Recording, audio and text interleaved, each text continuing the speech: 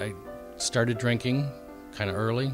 The drinking had gotten to such a point that there was a lot of family deterioration. There was school problems. There was lots of problems. The drinking, I thought I could just, go to work, be there, on occasion, what have you, give the least amount that I possibly could or had to, and, what more did they want from me?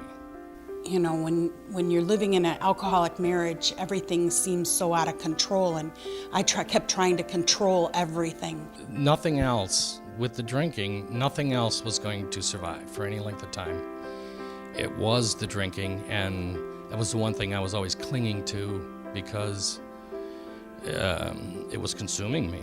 I mean, that's who I was. It was April 1st.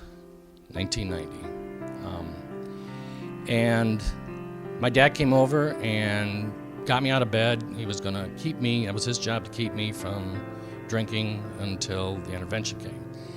And he took me, we went to Gander Mountain and we looked around, and I didn't understand what he was doing. I mean, he didn't carry on a pretty good joke. I mean, he was awkward in what he was doing. We went down to the river. We came back home, and I'd had about enough of this, what we were doing. And then he asked me to play basketball. So as we were on the basketball court, we saw a whole line of cars coming, and my first thought was, I missed an anniversary, I missed a birthday, I'm in trouble. So Dad says, well, let's go up and see what's going on. And when I got there, they had planned that my grandma would grab hold of my arm because they figured that I wouldn't get angry or whatever, scared, and rip my arm away from hers and run out. And everybody had prepared statements from all of my kids, grandma, aunts, uncles, everybody, and I listened to it all. I didn't know where this was going, but I knew that at that moment, sitting on the couch with grandma on my arm, that things were going to change one way or another. We had a family intervention, and David went into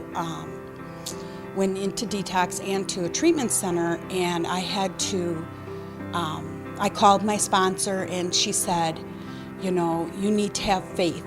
And I'm like, that was really the first time that I actually had to let it go and let God into my life and really depend on Him, because I recognized that I really didn't have control over everything, and that was like the standout moment. And it took a long time to actually give that up completely. You give it up, you take it back. You give it up, you take it back. That's how my life seemed, was, oh yeah, I forgot. I'm supposed to let God take care of that, And I would literally talk to myself and say, oh, God, you have to take care of that because I can't. I felt afraid. I felt very confused, and I was really starting to reach out because I needed some help. Just somebody to be right there with me, and I needed something bigger than a friend, a wife, any relative. I needed something big, and he was there.